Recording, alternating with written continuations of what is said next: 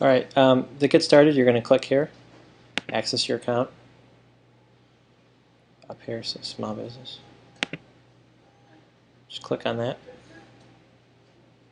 Alright, so here you have everything that you'll need: domain control panel, store control panel, web hosting control panel, domain control panel. Click that, and that will give you info on this. Go back, web hosting control panel.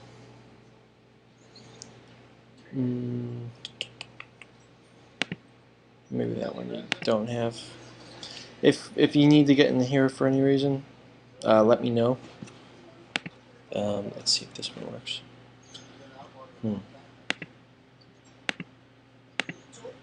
Strange. Alright. Well, you have the store control panel, so you'll have all this stuff here. If there's anything else that you need, I'm going to give you the store owner's name, Ahmed, and you can just contact him directly and he can help you with that. If there's anything else you need from me, any questions that you might have, just let me know. Alright, hope that answers your question. Thank you.